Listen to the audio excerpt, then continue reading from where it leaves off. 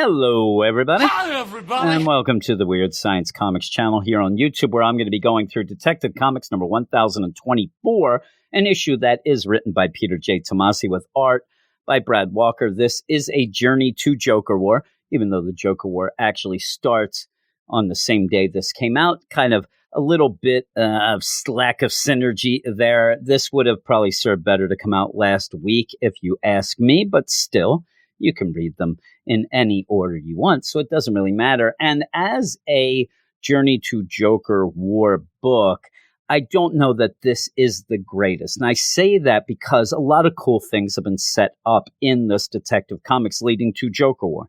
You end up having Two-Face in the Bat Bunny Batman suit that we saw big time at the end of the DC YOU when Jim Gordon was Batman, taking the place of a dead Bruce Wayne. We also have Lincoln March, which is a big thing for Batman. The Talons, you end up having Court of the Owls, all these things all wrapped up into one.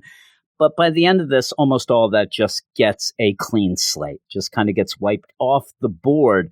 So it doesn't look like we're going to get the Two-Face in the Bat Bunny suit in the Joker War. We're not going to get Lincoln March. We're not going to get the Talons. We're not going to get the Court of the Owls. And it's a shame because I liked those things. I like those aspects of it, though I understand that with the whole deal, James Tynion wants the Joker War to be a very personal thing between him and Batman, or Joker and Batman, not James Tynion, Joker and Batman.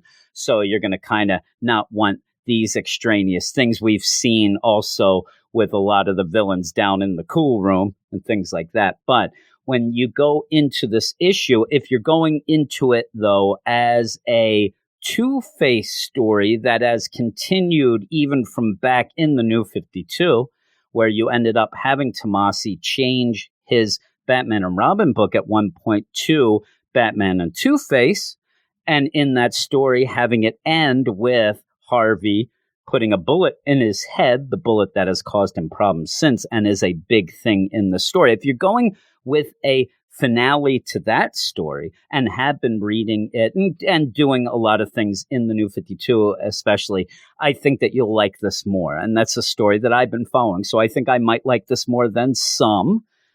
But you can't deny that the art is great here. It really is. Brad Walker does a fantastic job.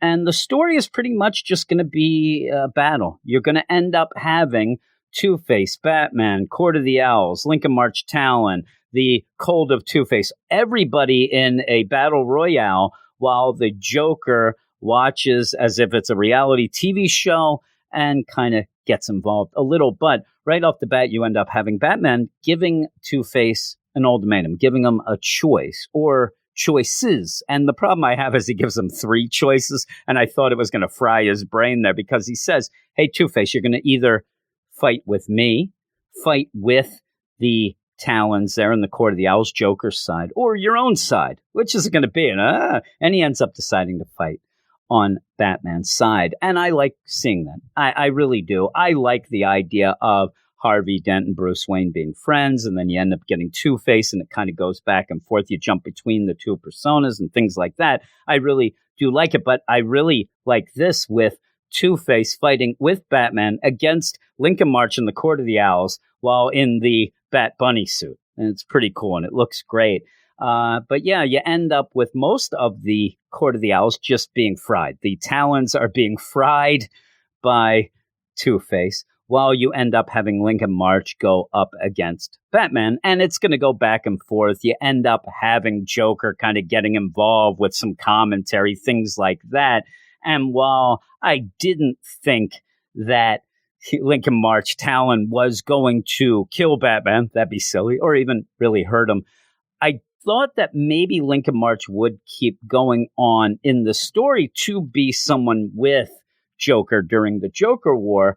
But while this is all going on and Joker's watching, you end up just pretty much having it all reset, especially with the idea of Batman freezing Lincoln March and pretty much putting him back into storage. Now, there's also a little weird thing that pops up where you end up having the Joker say, well, looks like I'm going to have to, utilize those brain bombs that Hugo Strange put in, seemingly the court or the cult of Two-Face, and starts blowing up everybody.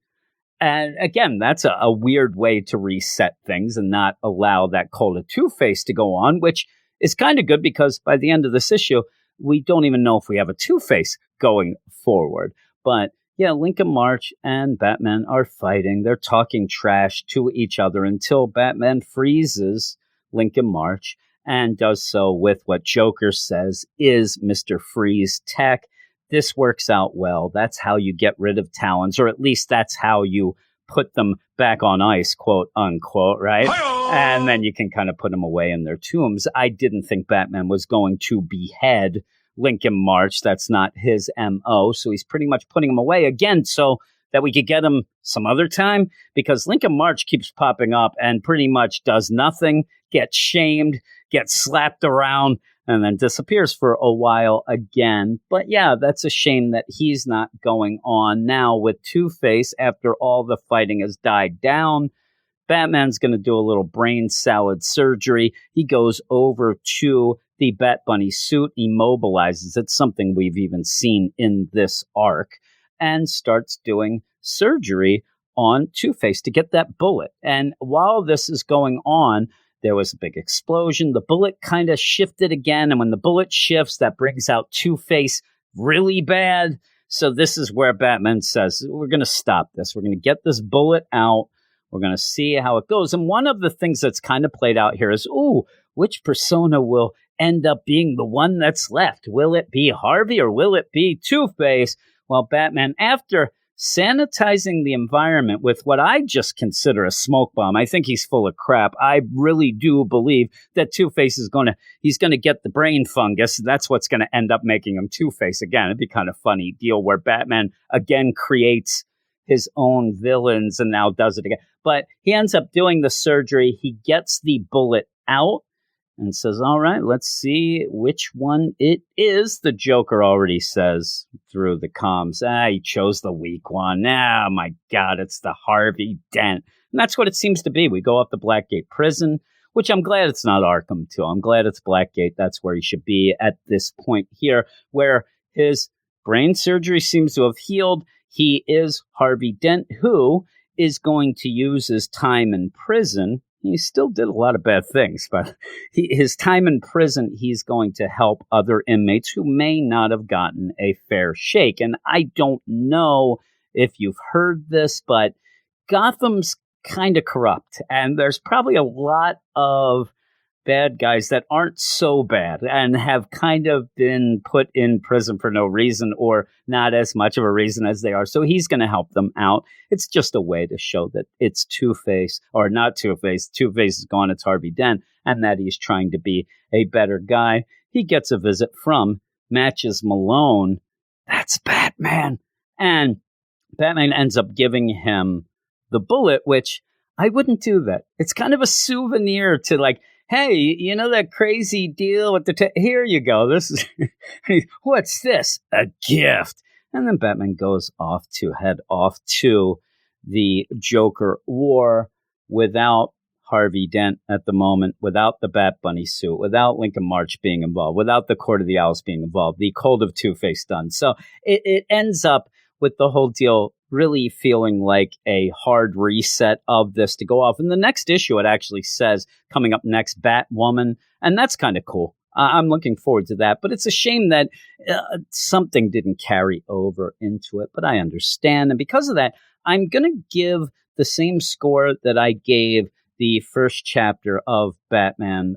It was Batman 95, the whole Joker War beginning, the first chapter of Joker War. If you are going into this, you might go a little lower if you're not a Two-Face story guy from the New 52. But for me, I have been waiting for resolution of that story, and it's sad that it's kind of just a clear reset. Now, we'll see. We're not done with Two-Face. There's no way that he's going on forever. But when Tomasi ended up doing that where it looked like he had killed himself, in the New 52, we didn't get Two-Face for a while, so we may not see him for a bit. But overall, 7.5 out of 10. I enjoyed it. I thought the art was great. It's a shame that it sets itself as a clean slate by the end going to Joker War. I wanted to see some of these things continue, but I won't keep repeating myself with that. Hey, thanks everybody for listening and watching. And if you did like this, like it below, subscribe to the channel, check out the links below that have all sort of things of Weird Science, including podcasts, websites for Marvel and DC Comics. We have a Patreon account, patreon.com/Weird Science, where you can support us for all these things and get tons in return. But that's it. Thanks everybody. Talk to you later.